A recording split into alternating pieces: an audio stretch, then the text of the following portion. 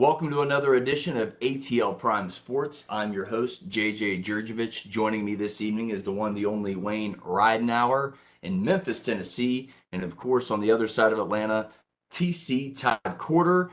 And again, you're listening to ATL Prime Sports. You can find us all at ATL Prime Sports on Twitter, Instagram, Facebook, and of course, YouTube. And please search on Apple and Spotify as well. Give us a like, give us a subscribe, and we'll keep this thing going. Personal Twitters at JJ Get You One for myself, at RWY Jr. for our fabulous producer Wayne, and at Corder Todd for Todd TC Corder. How's everybody doing tonight, Wayne?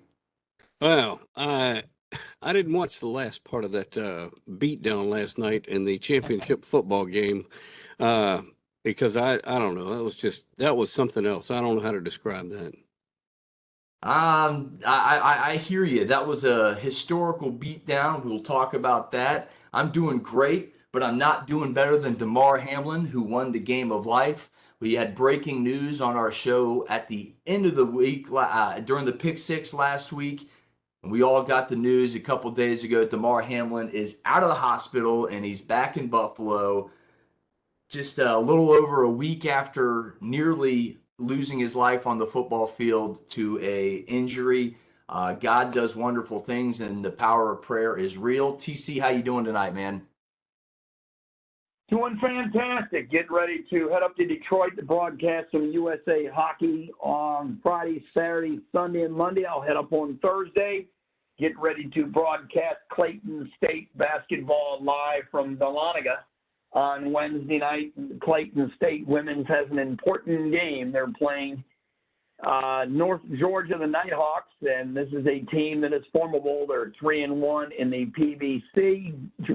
Clayton State is 2-1, and it's going to be a heck of a game. North Georgia, the women made the Final Four last year, and Clayton State lost to them in the PBC tournament final last year, which prevented Clayton State from getting into the NCAA D2 tournament. The men, of course, are winless in conference play. They played a top 15 non-conference schedule in the country. They've had numerous injuries and other things that have prevented them from getting on a winning track. Coach Vince Alexander did win his 350th this year.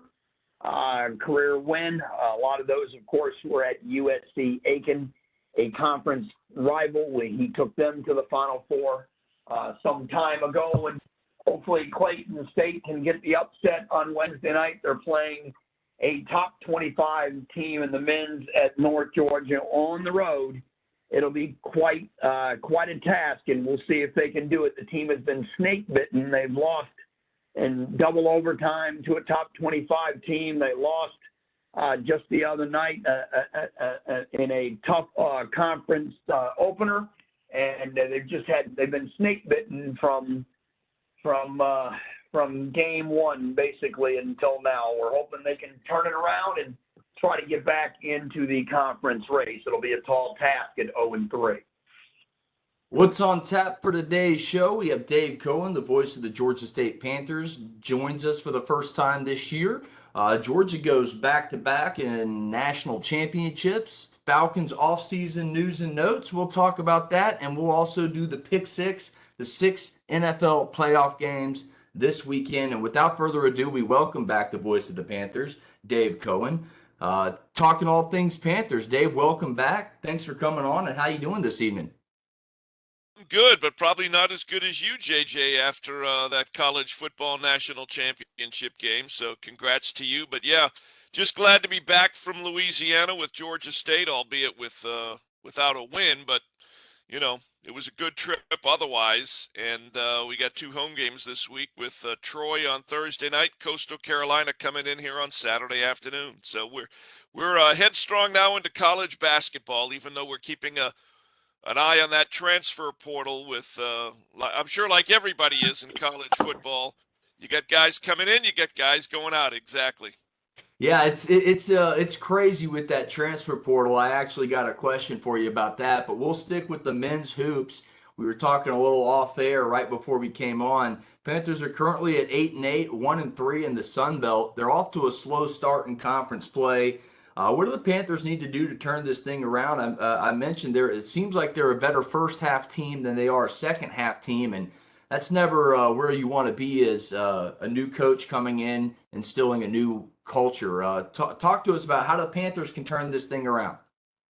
Well, this is a transition season with, a number of new faces on the floor and almost an entirely new coaching staff. I think it's going to take a little while. When I say a transitional year, just personally, I'm hoping this Georgia State team can, play right around 500, maybe get a little bit above 500. Realistically, the way the Sun Belt is set up now for college basketball, and then you get down to Pensacola in the NCAA tournament, and it's a cliche, but you just take it one game at a time. You win and advance, and that I'm sure will be the mindset. But if you look at the standings in the Sun Belt, Southern Miss, one of the four newcomers to the league this past July. Right now, they're 14-3, 3-1. The Troy team that we're going to see on Thursday night is 11-6 and 3-1. Georgia Southern and Louisiana Monroe. Prior to the start of conference play, though, if you looked at the standings heading into league play, you look at the top five teams, as it were. All four of the new schools, James Madison, Old Dominion, Marshall, and Southern Miss, were at the top of the league, along with the Ragin' Cajuns of Louisiana. So the league has definitely changed from what we saw and experienced a year ago. And again, for Georgia State, Corey Allen is gone, Kane Williams, Justin Roberts, Eliel Saseme, Jalen Thomas transferred to Butler. Nelson Phillips, we will see him Thursday. He transferred out and he went to Troy in the same league. It's just a different Georgia State team. And I'm not saying that they're not gelling. We're just going to need more in order to be one of those teams that hovers around the top of the league. Dave, when you look at this club, they're 2 games back. There's a slew full of teams in front of them. They're winless on the road this season. They do have 2 home games coming up. You mentioned it against Troy and, of course, Coastal Carolina. These are 2 must-wins. Obviously, if Georgia State wants to be a factor in the Sun Belt, but, we all know what they've got to do. But the play of Odom, Tucker, and Johnson and Hudson they seem to be a lot of bright spots on the team this year. You basically have 5 players in double figures in scoring when you include Mann. Hudson and Mann are at 9.9 points a game. You round it off, and Hudson, has 7.5 rebounds to go with it. So it seems like you have a good 5 nucleus, but then the points from the bench are far in between. Well, there's been some inconsistency too, and he was with me on the radio the other night. Jaheim Hudson reminded me that we started out 0-4 in league play last year, and of course we wound up in the NCAA tournament in Portland against Gonzaga. So, that's why we play the games. We can talk about it till the cows come home, but until you play the games, you don't know. But let's just use Jaheim as an example. Here's a kid a year ago that, because of the early season injury that kept Eliel Saseme off the floor, Jaheim comes in as a freshman and starts playing the kind of minutes that normally you would not see him play if Eliel was healthy. They would have brought him along a lot slower. So the benefit of him playing that many minutes and being a factor as he was a year ago, those dividends are paying off. But what we've seen, for example, in the last 4 games, or the last 4 games. So, for example, the last 2 home games at James Madison, where we had a bad loss, Jaheim did not score. Maybe had a couple of 3 rebounds, but was frustrated on the offensive end of the floor. How did he respond? He came back with an 18-point, 11-rebound performance in a win over South Alabama last Saturday. Fast forward, we go to Louisiana. We lose at Louisiana Monroe. Jaheim did not score in the ballgame. Again, a handful of rebounds. How did he rebound? Had a 14-point handful of rebound performance in the loss at Louisiana Lafayette. My point is that, as one of the go-to guys, along with Dewan Odom and Brendan Tucker, I think that we're still looking for some semblance of a higher level of consistency if we're going to go ahead and be a factor down the stretch. But right now, it's 2 games a week, 2 at home, 2 on the road, 2 at home, 2 on the road for the most part. But we got to find that level of consistency. And again, this is not a good three-point shooting team, which the last 2-3 years under Rob Lanier and prior to that under Ron Hunter, Georgia State has been historically in the last 10 years a really pretty good three-point shooting team. Dewan Odom is as good as anybody at getting to the basket, getting into the paint, getting to the basket. Unless you're playing at a place like Auburn, where we played 2 weeks ago, and they clogged the lane with SEC caliber big men, that changes. It forces Dewan to change his game. And the one part of his game that, is not there, like it is getting into the paint and driving and getting to the rim, is his perimeter shooting. He's not one of Georgia State's better perimeter shooters. That's not a strength of his right now. His strength is penetrating the paint, dishing, and or going right up to the rim or laying it in off the window.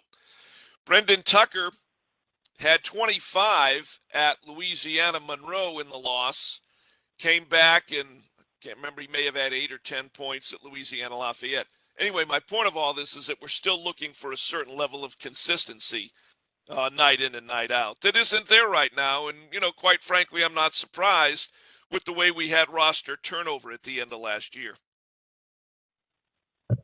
Well, Dave, you mentioned coming up Troy, they're going to be a formal opponent. They're up there in the standings. That's been mentioned.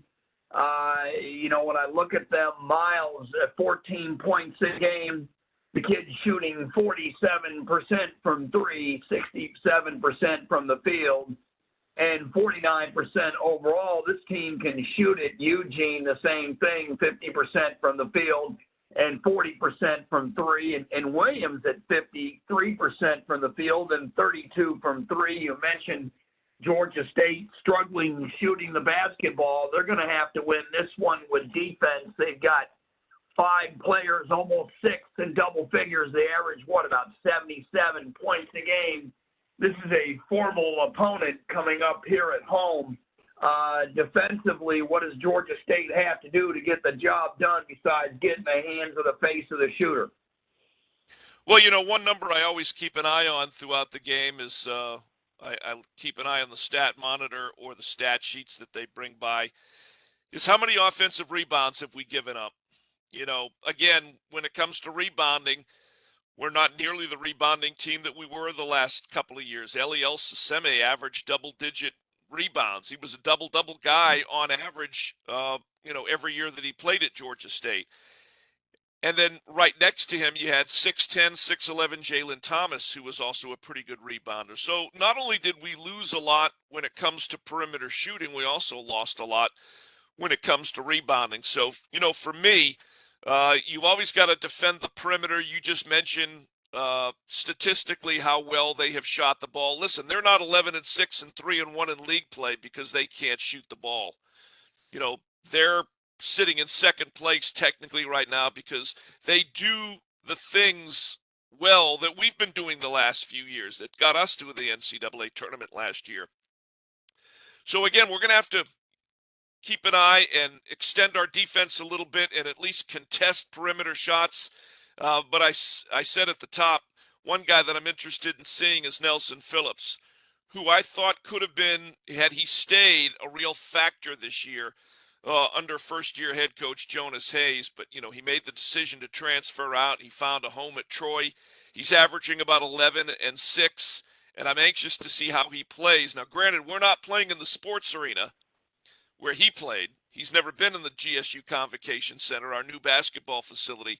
But I'm still interested to see because I know he knows former players. He knows players that are on our team that have returned from the last couple of years that he played with. And I'm sure he's going to want to come in with Troy and kind of, show what he can do as he wears a different uniform. So at the end of the day, contest perimeter shots and keep Troy off the offensive boards as best as possible.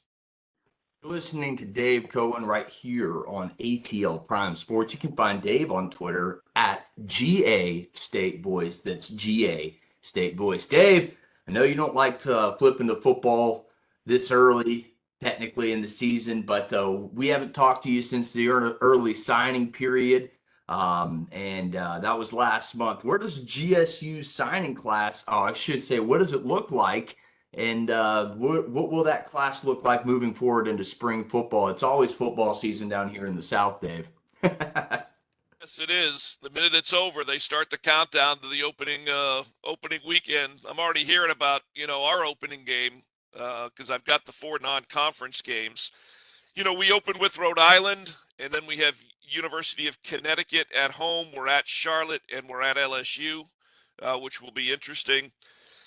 And, look, we're coming off a 4-8 season, coming off an 8-win season where there was a lot of optimism heading into this past year.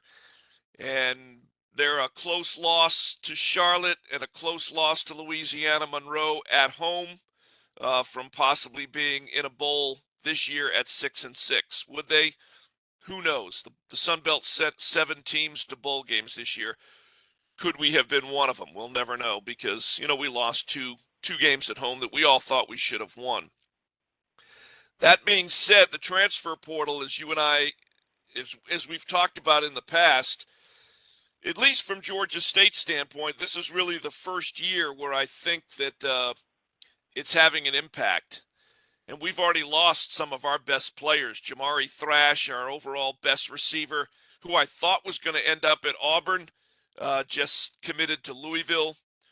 From a defensive standpoint, Thomas Gore, amongst the heart and soul of the defense, transferred out. He's now a Miami Hurricane.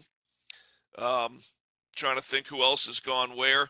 But, we've lost a number of players to the transfer portal, that are going to alter the way this team is able to play unless they're able to bring in guys that can fill those spots at the same level. Now, I say that, again, about a team that went 4-8, but a team that should have gone 6-6. Tucker Gregg, Jamias Williams, they didn't transfer out. They were, 5th year and 6th year seniors and COVID seniors. So they've graduated. They've moved on. We're going to look different in the backfield. We're going to look a little different among the receiver core. We're going to look different along the offensive line. We're going to look different on the defensive line. We're waiting to see. We also lost one of our better safeties, Antavius Lane, although it's not become public yet where he, will land in the transfer portal. It's just going to look a lot different. The early signing period brought in 16 players, I believe the number was, for Coach Elliott. And again, right now their names on a piece of paper. Highlighting the list, Kevin Swint on the defensive side transferred in from Clemson. I believe he's a local Atlanta kid originally, so that was good news. I know they're looking, obviously, to build depth on, again, both the offensive and defensive line. And, what more can you say? He signed 16. I believe about half of them were high school players, but the other half were transfer portal kids, and there may have, I don't have the list in front of me, but a junior college kid here and there. There's no time anymore. This is really going to affect recruiting, I think, of the high school kids, because now you've got another avenue to go in when you're in the situation that Georgia State is in, and you've got to bring in experienced players right away because you've got to win yesterday. You can make the effort to bring in kids from some Power 5 programs, some other group of 5 FBS programs, even some top FCS programs, and you can go out and bring in some impact players. Whereas with high school kids, you just never know. You can certainly hope, you can work with them, but you don't know right away if they're going to be an impact player. And so Georgia State's in the position with what the Sun Belt looks like now in football. After what we were just talking about, how it looks in basketball, it might be even better in football. If Georgia State's going to keep up, they're going to have to really hit that transfer portal pretty hard and, on a consistent basis. Dave, one question real quick, then we got to let you go in regards to the transfer portal and the NIL. And your opinion overall, does it hurt or does it help a school like Georgia State? Because my thoughts are two schools of thought. One, once a star player is really out there and he stands out, and the other big schools are coming calling, that hurts a school like Georgia State. And two, maybe they can find somebody, a diamond under the rough, that they did not find, that a big school, additionally not find, and maybe they do find someone like that. It seems like, to me, a catch-22 situation.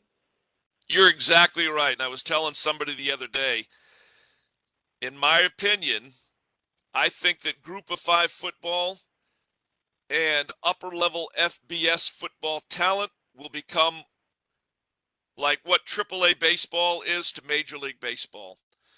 We're going to develop a Jamari Thrash. We're going to develop a Thomas Gore.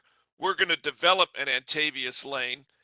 And when they become all Sun Belt Conference, throw in the NIL money potentially, you're right. The Power 5 schools will look across the landscape of Group of 5 and upper-level FCS programs, again, like a North Dakota State, like a South Dakota that you just saw play in the national championship of FCS, as well as the other top-level programs. They're going to re-recruit the cream of the crop talent at the Group of 5 and the upper-level FCS teams. I don't know that that's good for college football. All the best players will be basically concentrated among a small group of schools because, we're not talking about Vanderbilt or, I don't know, pick another mid to low level ACC school or SEC school getting all the top talent. They're all going to want to go to the top level schools. I don't know. I don't think it's good for college football overall. You can't really get to know any of the better players. They're going to be here for a year or two, then they're going to be gone. Roster turnover and roster management will be a lot more difficult for, Group of 5 head coaches and their staffs. We're really entering, I don't want to say uncharted waters because we've always had transfers, but now the gates are wide open. And I think in the long run, it hurts schools like Georgia State and the Group of 5 level because your best players that you've spent 2-3 years developing, they may leave before their senior season or after their junior season or after their, when they're good enough and Power 5 schools look down and take an interest, you've put in all the hard work and you're going to lose one of your better players to a Power 5 school. I don't know that I like that system, but the system is what it is and it's not going anywhere anytime soon. Yeah, it's definitely, like I said, I think I've said it on this show before, I think it's going to take 8 or 9 years for this name, image, likeness, and this transfer portal to either A, settle down, or B, coaches figure out how to keep players around for a little bit longer. That's going to be the new name of the game. Let me say this, and a good friend of mine who used to be in sports information at Georgia State said, what might help not regulate, but slow the transfer portal traffic down a little bit when the national media, the stories you're not hearing are the kids that are leaving programs where And they're it's not currently working on out. scholarship and they don't land anywhere. We're not hearing the Okay. stories of the kids that are not landing at a Power 5 school, the kids that are not landing 5-figure, 6-figure NIL deals. Those guys are few and far between, but you can't tell kids sometime that they're not at that level. So they give up what is a good situation and a full ride scholarship, and they play the game of chance by entering the transfer portal, and they end up with nothing because they can't go backwards. Those are the stories that might balance it out a little bit more than it is right now. Dave, we always say on this program, real quick, JJ, follow the money. That's what these kids are doing with their opportunity, following the money. And if it takes 9 or 10 years, as JJ said, to figure out this portal situation, that, in my opinion, would absolutely be ridiculous. You should be able to figure it out real quickly. Follow the money. And teams should only be allowed so many NIL transfer portal / situations. Once you reach a certain allotment, that needs to be it. That way it can control the flow of this coming in. We don't need 9 or 10 years to figure out a simple situation. Dave, thanks for coming on. Tell our listeners how they can tune in to the upcoming men's Panthers basketball game versus Troy. We've got Troy Thursday night, Coastal Carolina Saturday afternoon at the brand new Georgia State Convocation Center, downtown Atlanta. We'll be on our flagship 50,000 watt 88.5 FM WRAS. You can tune in via the TuneIn Radio app, the GSU Athletics mobile app, and you can listen online at lowcountryradio.com, a new outlet out of Savannah that is carrying Georgia State. So looking forward to it. 2 tough games this week, and we'll see if we can get back on the winning track after a couple of close losses in Louisiana. That's right. Go Panthers. Dave, thanks for coming on. We'll be tuning in, and have a good call, Dave. I appreciate it. We'll talk to you guys soon. Have a good day. All right. Dave Cohen, voice of the Georgia State Panthers. You can find him on Twitter at GA State Voice. Again, that's GA State Voice. Let's move on with the show. The college football playoff national championship was last night, and it was a historic beatdown. Dogs win the national championship 65-7. Let's talk about the dominant Dogs and what this team might become next year, and a little bit of the game, a little bit of off-season notes. I'll start off with saying this: Stetson Bennett is the greatest Georgia Bulldog of all time, back-to-back national champion, the greatest walk-on of all time, pure dominance. The first quarter started off extremely well for the Dogs. 7 of 8 for Stetson, 111 yards with a touchdown and a rushing touchdown alone in that first quarter. Dogs finished the game with 32 first downs.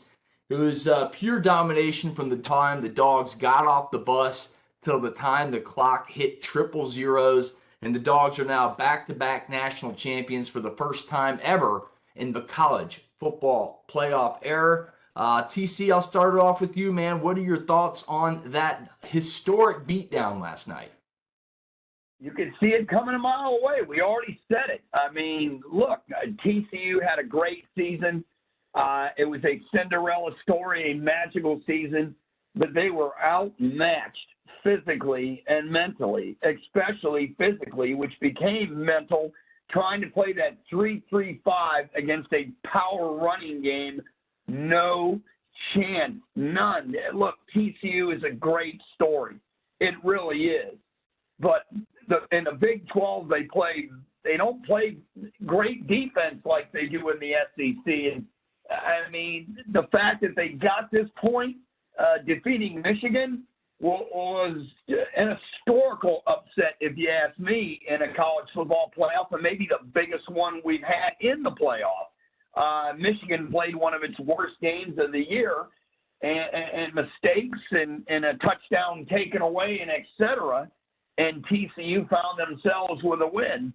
And when you look at it, Michigan and Ohio State have got to be kicking themselves, blowing an opportunity that each team had to play each other in the national championship game, because it would have been a ratings bonanza. I wonder what the ratings was for this beatdown, because after the first 2 minutes, it really was over. And it was a physical mismatch, period. In regards to Stetson Bennett as the greatest Dogs player of all time, look, he's a great quarterback, no question about it, a great leader, wonderful story. We don't need to get into that because everybody knows about it.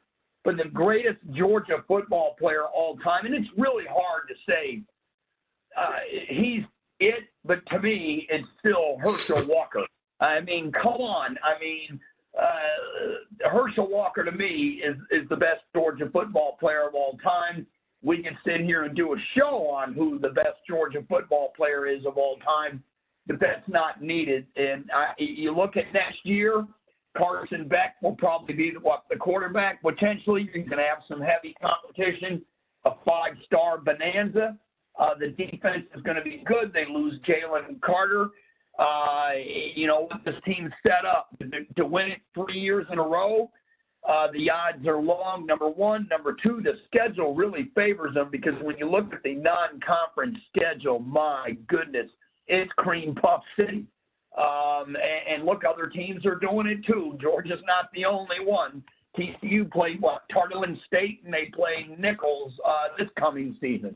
So they're not the only team to do it. That's something I would like to see go away in college football is playing the cream puff non-conference schedule to rack up your win total so you can get to the 4-team invite. On college basketball, if you play a bad non-conference schedule and you're on the border, you're going to be out. I hear everyone's point on X-maying these games, but we all have talked about it. We've talked about it with our guest, Dave Cohen. Those games are necessary. If those games aren't there, Nichols State doesn't have a football program. Tarleton State doesn't have a football program if they don't get the big checks from the big guys. So it's an unfortunate and a necessary evil, for lack of a better term, in college football. So I don't know if those games are ever going to go to the wayside unless the NCAA steps away from football and the Power Five and the Group of Five separate from each other, and then this just becomes a semi-pro. But that's a different talk for a different day. Next year, Georgia's going to be just as good. Folks, I hate to tell you this, but more than half of Georgia starters are redshirt sophomores or younger. More than half of Georgia starters are redshirt sophomores or younger. That means a lot of this team comes back. Now, Jalen Carter did announce he's going to be he's going to go to the NFL draft. Keely Ringo has not yet announced, but he's projected to be a first-round draft pick. You mentioned the schedule is fairly light. They do play Ole Miss at the end of the year. They do play at Tennessee next year. That could be an interesting ball game. And just like last year, Georgia's schedule is right in the middle of the pack, about 50th, 40th, or 50th. And at the end of the year, they played more ranked opponents than anybody else in the country. They played 5. And let's face it, folks, it'll probably be like that next year. South Carolina's looking like an up-and-up team. Florida's going to be better next year. We'll see what happens with this schedule. But Georgia looks to be poised for a possible three-peat, which has never been done in college football before. And Georgia is now the standard of college football. Alabama never even went to 15-0, folks. The only other school off the top of my head is Clemson. I think Clemson went 15-0. I can't remember which year it was, but they did a perfect season. So Alabama went 14-0 during the pandemic season, which went 10-0 in the SEC, which is unprecedented. But this team looks poised and ready to make another run next year. And folks, if you're a Georgia disliker or hater, as they say, don't hold your breath because the Dogs are favorites to win it all next year, plus 375 according to Caesars Sportsbook. And Wayne, I'll throw it to you. It looks like you're dying to get in on this conversation. Talk about the Dogs' dominant performance and what did you see from the game last night that really Well, what stood out to me was the speed of the players on the Georgia team. I just don't think TCU was ready for the speed of the players, going from their set position to, how the play would flow. And it just overran what TCU wanted to do. TCU got away with one long ball, which was their whole way they played the whole entire season. And then after that, Georgia made the adjustment. Either their secondary got quicker or got more wise to the scheme. As far as that transfer portal, I think we got till January 18th, and I think Silverfield's going to send a delegation down to Athens and see how many of those players want to move up here to Memphis so they can start. Guys, that was the historic game. Todd, go ahead and get your final thoughts on the No, TCU. I'm sorry. The transfer portal situation, we really didn't dig deep into this thing, and we can dig deeper on another show. But honestly, it's going to separate the haves and the have-nots even more, and they're going to have to come up with some kind of stipulations on it. For right now, everything's a free-for-all. I've heard comments from other people that once The government will step in. I don't want the government coming near college football. Honestly, college football is Division I right now is definitely semi-pro. There's just no question about it.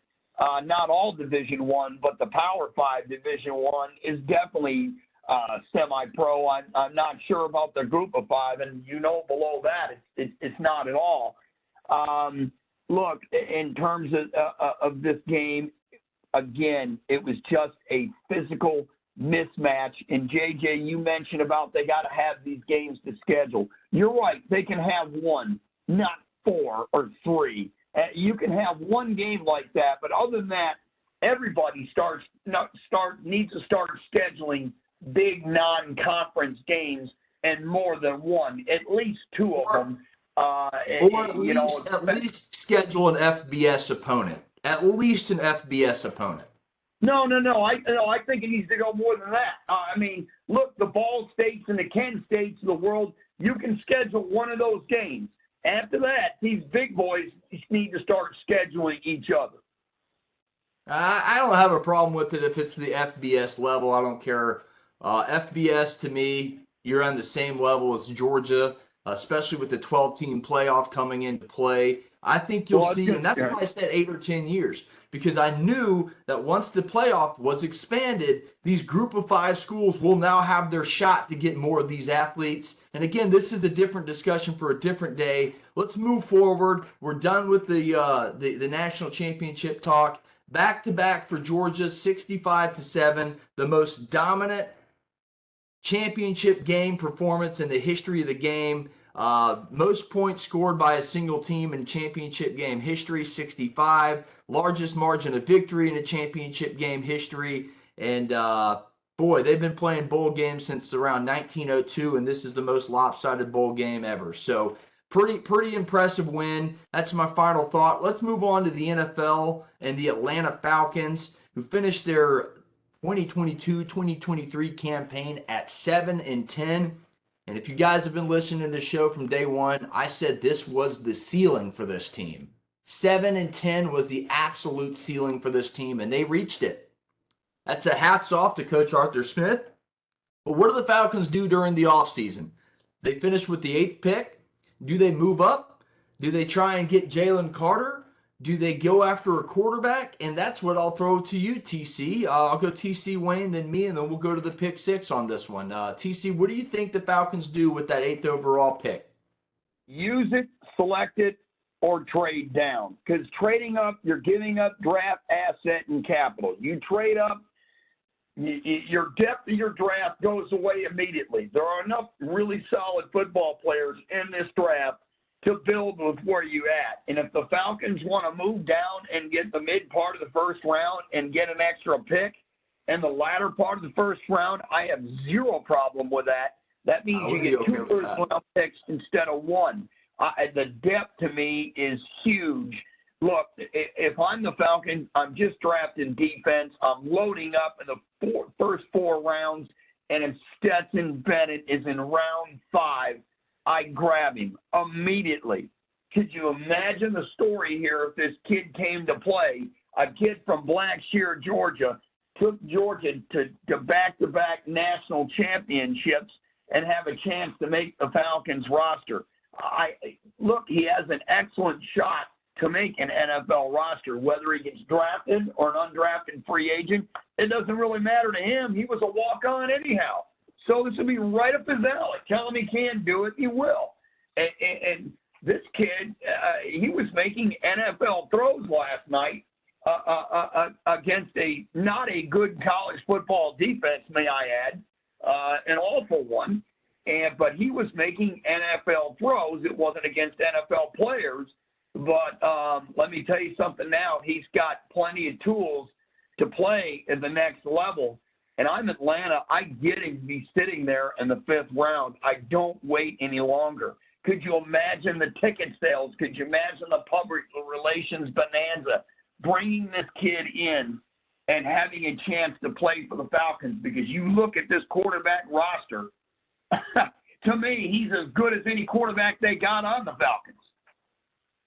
It's a very interesting point. That could very well happen. I'm with you. If you can gain more draft capital by moving down, you get it. But at 8, and with the quarterbacks that are available at the front end of this draft, and with the teams that are in need of quarterbacks at the front end of the draft, it wouldn't surprise me if the Falcons could move up to 6 or 5, not sacrifice too much of this year's draft, maybe none of it. Maybe you sacrifice to 6th or a 5th or a 4th next year, and you capitalize that and you move up and you can get Jalen Carter, who can help stop the run with Grady Jarrett and help get after the quarterback, which we all know the Falcons have been one of the worst teams in the NFL the last 4 or 5 years at getting after the quarterback.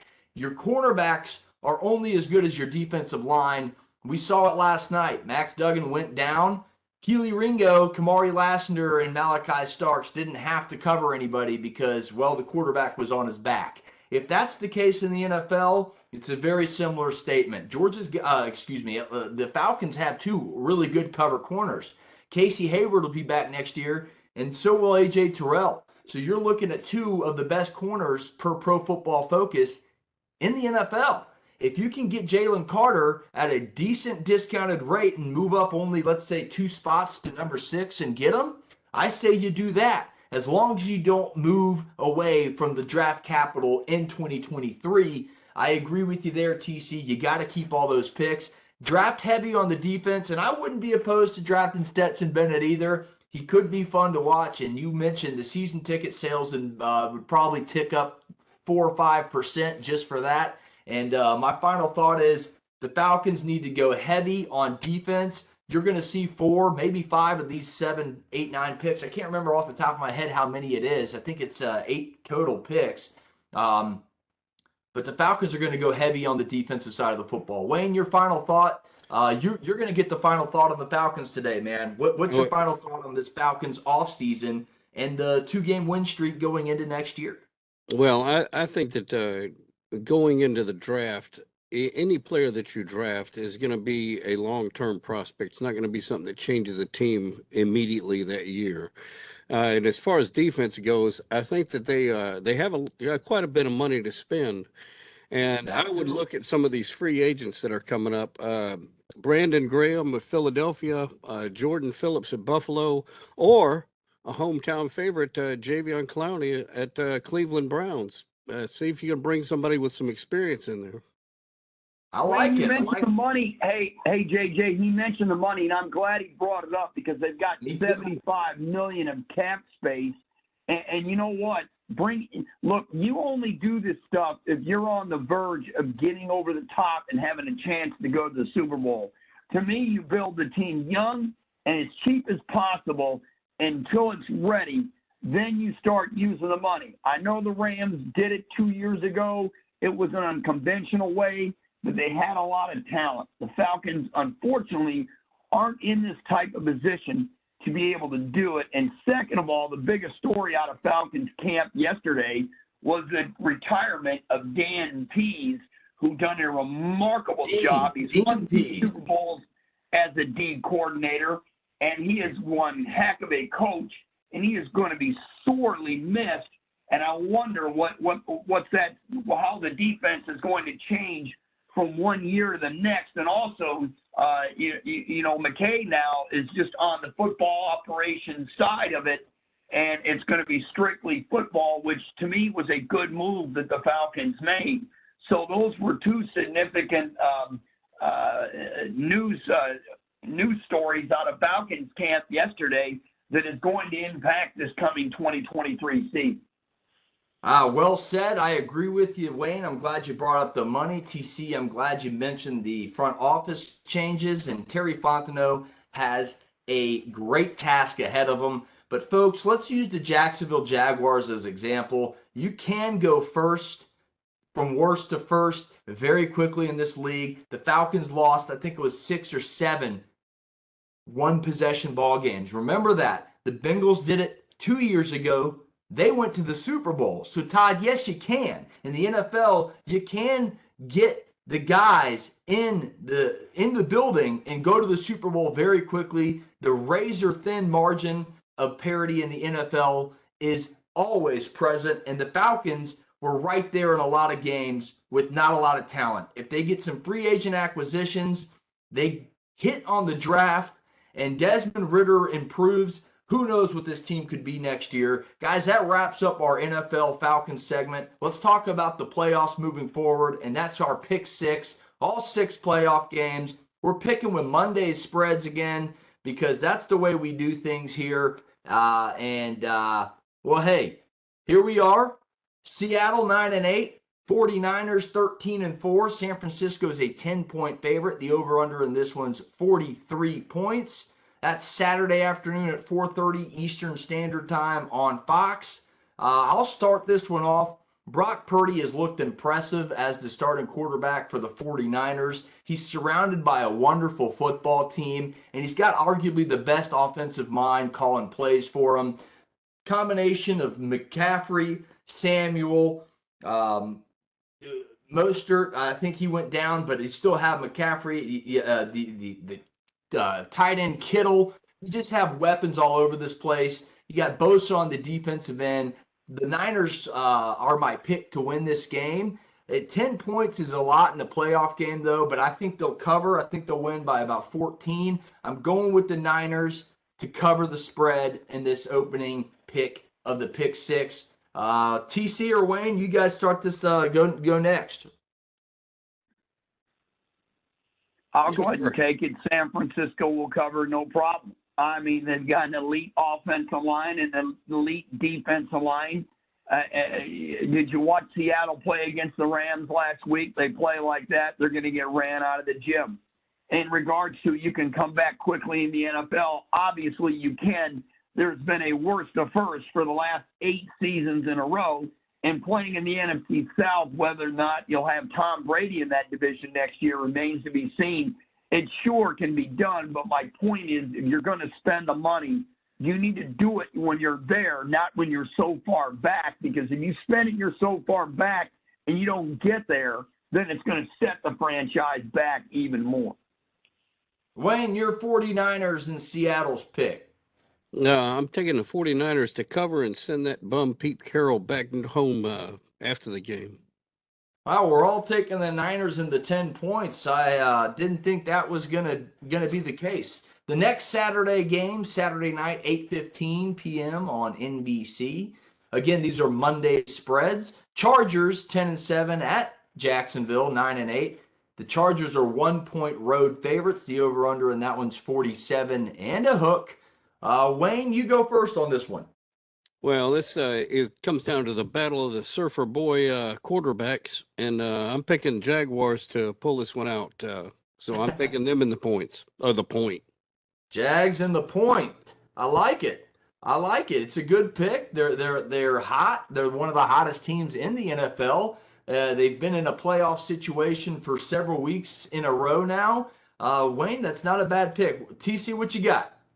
Well, there's only 2 he can choose. It's a 1-point Chargers favorite. I mean, either look. I like the Chargers to cover in this game. They're the better team from start to finish. Look, the Jaguars played in a lousy division, and they watched Tennessee lose 6+ games in a row to give them the division because their quarterback situation was atrocious. Because their starting quarterback got hurt, and that's a lesson to every NFL team out there. You better have a backup that's capable of carrying a team 5 to 6 weeks, or you're in huge trouble. I like the Chargers defensively better than I do the Jags. I like the Chargers to win this football game. They play in a much tougher division, and they're just a better team at this point in time. Even though I will give Jacksonville credit. It's a young team. They're dangerous, but they're a year or so away. I mentioned it last week. I said if the Jags or Green Bay gets in, they're going to win a game or two or make a run. I like the Jags. I think Trevor Lawrence has proven what a turnaround a head coach makes from Urban Meyer to now Doug Peterson. Doug Peterson has been there, done this before, and this team is good. Travis Etienne can run the football. Walker on the defensive side, along with Allen, they forced turnovers as they did last week to get into this bad boy. They're at home. They host the game. I like the the Jags in the point here. I really do. I think Trevor Lawrence is a better quarterback. He's gotten better each week, and the Jags are going to get a W. Let's go to the third game. The Sunday slate starts off with Dolphins 9-8, squeaking into the playoffs at Bills, another divisional opponent. 13-3. Buffalo's 10.5-point favorites. Over under in this one's 44 and a hook. Again, this is Sunday at 1 p.m. on CBS. This will kick off the Sunday games. I'll start this one off. This one is the point spread's tough here. I think Miami's going to play close, but it really comes down to if Tua Tagovailoa plays for me. This is a close game. If it isn't, then I'm going with the Bills, and I'm going to go with the big point spread. I think the Bills cover. I think they'll be hungry. Getting the news of Damar Hamlin being released and possibly being with the team on the sidelines this weekend, that's an assumption. I don't know, depending on his health, but they've got to be pumped up. They're going to be ready to play, and I think they'll cover the points. I think they'll win by about 14. So give me the Bills to cover. Yeah, I'm taking the Bills. I'm taking the Bills to cover as well. It's nice that the Dolphins get in the playoffs and Dan Marino got to be on TV, but the Bills are just a better team. And I heard he's not going to TC be on the same. TV long. Buffalo's going to blow them out. I mean, to me, Tua hasn't played in a bit. Did you see the Dolphins and Jets game last week? It was difficult to watch. Miami's defense is going to get stretched, and it's going to be a blowout. Buffalo big. We're all on the same page. Giants, Vikings. Giants 9-7-1 were able to get into the playoffs on first-year coach Brian Dable. They're playing on the road in Minnesota, the 13-4 Vikings. 3-point favorites. Home favorites are the Vikings. Over/under in this one's 48 and a hook. Sunday, 4:30 p.m. on Fox. I'll go again on this one. I'm feeling feisty. The Vikings are my favorites in the NFC. They've won a lot of close games. They can run the football. They can play defense. They got 3 great wide receivers and a good tight end and T.J. Hawkinson, Jefferson Thielen. I think this team is underrated. They have been all year. Just because you don't blow anybody out and your point differentials, this and that. This isn't baseball, folks. This is a game of football. It's a physical game. Minnesota's a physical team. I like Minnesota, and I like them big this weekend over the Giants. No, I like Minnesota big, too. The Giants, to me, at 9-7-1, when you look at all these playoff teams this weekend, they're in the bottom half of that scale. I tell you what, if the Lions played them again, they would send them home packing quickly. The Giants, this Minnesota team, they'll be good at home. Your problem is if they got to go to San Francisco, they're just going to get whipped. They are. They're not going to San Francisco is the team to beat to me in the NFC. They're complete everywhere. I know they have a 7th-round draft choice at quarterback. I know he's the last pick in the draft, but he doesn't make mistakes. The team puts him in favorable position almost every time coming on the field. And I see shades of 2001 or 2000, whatever that year was, that New England won it. I could see the 49ers raising the trophy at the end. I like Minnesota to cover in this game. Wayne, what say you, buddy? I'm taking the Vikings as well. The Giants are kind of in the same position as Miami is as far as sneaking into the playoffs, and I think that's about as far as they go. Yeah, I like what head coach Brian Dable has done. He really progressed Daniel Jones this year, who many thought was on his way out, and this would be his final season. Well, looks like they may get some more Daniel Jones in NYC. Our final Sunday game of the evening is another divisional matchup. Ravens 10-7, Bengals 12-4. Cincinnati's a 6.5-point favorite. Over/under in that one's 43 and a hook. That's Sunday night, 8:15 on NBC. Wayne, why don't you start this one off for us? Oh, well, I'm taking the Bengals. Many times this season I've picked against the Bengals, and I'm not going to do that anymore. So I like the Bengals. And I don't know if you've noticed a trend here, but I'm picking all the home teams, especially first-round playoffs. Home teams always, to me, seem to have an advantage. I like the pick, Wayne. I like the pick. The home picks are nice. TC, what you say? Oh, even though beating a team 7 days apart twice is a big task. But the Ravens have too many question marks for me. Even if Lamar Jackson plays, how sharp is he going to be? And if the game's on the line, can he bring them down the field and win it? I say no. History repeats itself. Even if he plays, they lose. And if he doesn't play, they lose bigger. And the Bengals cover regardless. This is one ticked-off team that didn't have a chance at the 1 seed, and everyone is going to pay for it at this time. I like the Ravens in the points. I think 6.5 is a big number for a team you just got done beating. And I don't think it helped that Joe Mixon did a coin flip celebration right in front of the Ravens. So I think the Ravens are going to have a little chip on their shoulder. And if Lamar Jackson is healthy, he's an X factor in the league. At the beginning of the season, he was looking like a real MVP candidate and playing for his money that he has yet to sign an extension with the Ravens. So he technically will be a free agent very soon. And that will be a very highly sought after quarterback. And I think he can single-handedly keep the Ravens in this game, yet alone the Ravens defense, who's very stingy against the run. T. Higgins, Jamar Chase are going to have to be able to get separation at the line of scrimmage, which they've done very well all season, but it's going to be a physical ball game. I think Coach Harbaugh's a very underrated coach. People forget he's been here, done that, and if Lamar Jackson's there, he's one of the best players in the NFL for a reason. He's won an MVP award. Give me the Ravens and the points. Guys, Monday Night Football, the final slate of the first week of the NFL playoffs. Cowboys 12-5, Buccaneers 8-9 are hosting the Cowboys. Under 500 team. I've said this before, and I'm just going recently. You had the Saints win a game at under 500, and you had Beast Mode and Seattle win a game under 500 in the playoffs. That's scary to me. Dallas is 3-point road favorites. Over-under in this one's 45 and a hook. Again, Monday night, 8:15 on ESPN. I'll tee this one off. To me, this is the hardest game to pick of the weekend. Dak Prescott's very good. Ezekiel Elliott, Tony Pollard have been able to run the football. CeeDee Lamb's great on the outside. Dalton Schultz is an X factor over the middle as a tight end. And we all know about Micah Parsons and how this Cowboys defense gets after it.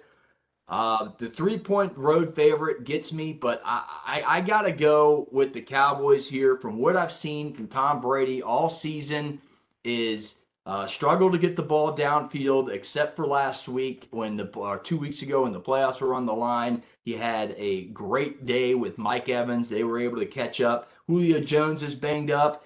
But this team has talent, but I got to go with the Cowboys. They got a lot of pressure on them, and I just think this Cowboys team is going to get after Tom Brady. I got a feeling the boys win and they cover. There's my point. There it is. Well, we can't. You know what? I don't pick off feelings. I pick off film. And if you watch Dak Prescott, he's an interception waiting to happen. How many pick sixes has he thrown lately? He's thrown 15 INTs this year in limited action. Missed a ton of games. This is not the same Dak Prescott that you're thinking. Dallas, to me, needs to line up and try to run the football against Tampa Bay. They have 2 elite backs.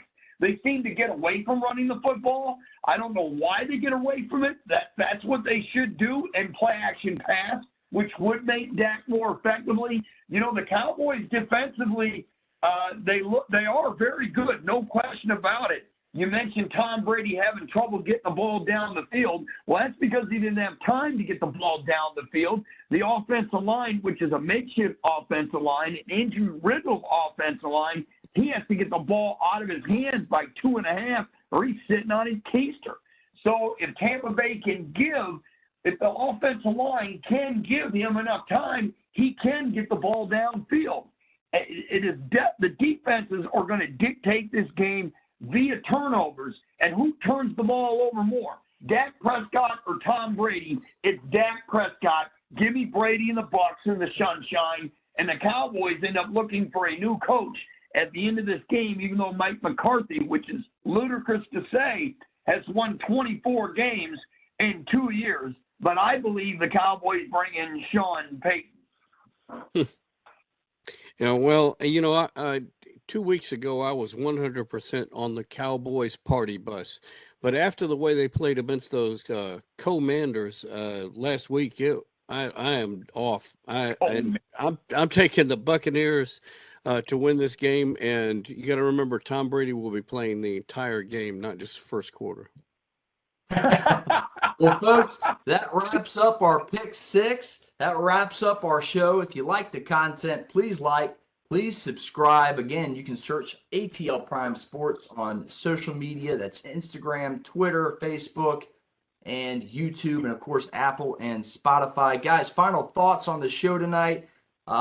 Enjoy the NFL playoffs. This is one of the most fun times of the year for me. I really love the NFL playoffs. You get an extra game out of it this week, and should be extremely fun. Wayne, your final thought. Well, as much fun as we have with the football wrapping up the NFL season and basketball moving into, conference play, another thing in the back of my mind is the Daytona 500 is coming up next month. Yes, it is. Look, great lot of games this weekend, gentlemen. The only one I'm going to probably most likely see is Monday Night Football. I'll be in Detroit broadcasting USA Hockey on Hockey TV. So it is a good weekend. I've got Clayton State tomorrow. The game will be on Game Mike. It's an app. All you got to do is download it. You can listen to my call for Clayton State men's and women's basketball, 5:30 and 7:30 up in Dahlonega. We mentioned it earlier, the North Georgia Nighthawks. They had two ranked teams, men and women's. It's going to be a tall task. The women's game is going to be a battle down to the end. You can also watch the game on the screen on the PBCnetwork.com, PBCsportsnet.com. And you can turn down the sound and listen to my play-by-play radio call on Game Night by simply downloading the app. Well, folks, that wraps us up for TC on the other side of Atlanta. From myself and Wayne in Memphis, Tennessee, this has been ATL Prime Sports. Get you one. Back-to-back championships for the Dogs. We'll see you guys next week.